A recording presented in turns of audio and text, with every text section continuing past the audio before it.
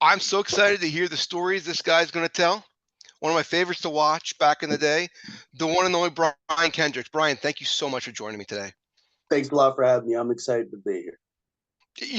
When I think about how you started in wrestling, we're roughly the same age. I'm a little older. I broke in a little before you, but there was not a better in-ring performer ever, but especially at the time, than Shawn Michaels.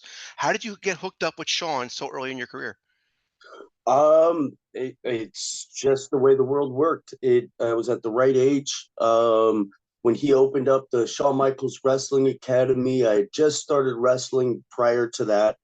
Wasn't a year in even, and saw that he was opening up a school, and I applied and got in. I was one of the first kids to send in their money, I suppose, but that was it. I saw an opportunity and I chased it. What was the actual facility like? So what it was on top of Donna Juanita's. It's a Mexican restaurant, and I'm from small town Washington State, so it's just real isolated. Now I'm in San Antonio on Zarzamora Street. Signs are in Spanish. Spanish, like Mexican restaurant. Donna speaks English. Nobody else does, and we're in an attic on top of it, an attic with pigeons. Uh, it was big. It was a big attic. It was hot as hell, and that was it. It was a wood floor attic, probably 30, I don't know, maybe 40 feet across and 100 feet long, something like that. So you moved down there. How long were you in Texas for? Yeah, I moved. I was down there for a year. So I'd moved down to Texas prior to that to go to a different school, NWA Southwest. Shawn opened up a school, moved back again down to Texas, and at that point I was there for about a year before I got shipped off to Memphis. Who's in the classes with you? Is it Brian Danielson and Lance Cade? Yes, yes. So Danielson and Cade, and then there was a fourth wrestler named Chris Schultz, Shooter Schultz, who got signed Yes. as well to developmental. He was excellent. He just, you know, people decided to leave at a certain point, and he left at a young age, but he was great. What did Shawn actually do? Did he get in the ring? Did he teach you promos? Like, what was the actual like class setting like? So it was Rudy Boy Gonzalez. There's also Mad Dog Ken Johnson was there for quite a bit of it early on. Paul Diamond was there as well, Nice. um, but Rudy was the most consistent. He was the one to open the doors. All that to say though is Shawn was there every day except one, and that was the first episode of SmackDown that they taped. Other than that, he still went to practice.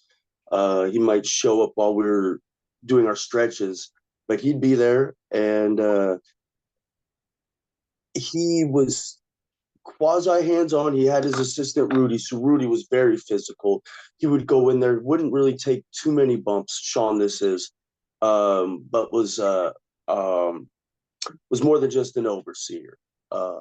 He was in fact involved. But all that to say is so was Rudy. Rudy is very much my coach as well.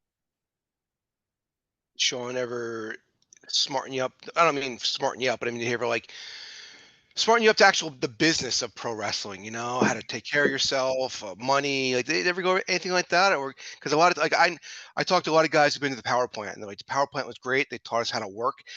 We knew nothing about the business, though. You know what I Mm. mean? Yeah. So what he did do is he had his father come in and talk to us. Shawn's father Richard came in, and Richard was a financial guy. Shawn himself apparently would give his checks to his parents to then give him an allowance. And so he did give us sound financial advice early on to do that. I don't think any of us did.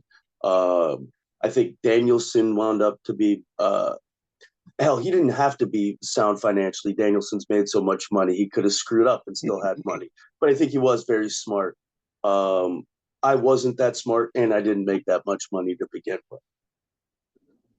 So you remember the ring announcer from WCW, Gary Capetta? Of course. Yeah, so Gary lived down the street from me. Like he Hmm. lived like 5 minutes from me back in the day. and he and I were really close, great guy.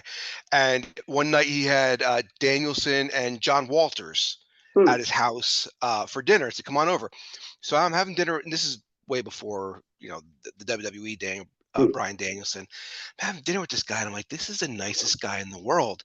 He loves pro wrestling. It's a shame he's never gonna make any money. Like, that was my thought in my head, you know? Yeah. Like, I was like, "It's a shame this guy's never gonna make any money."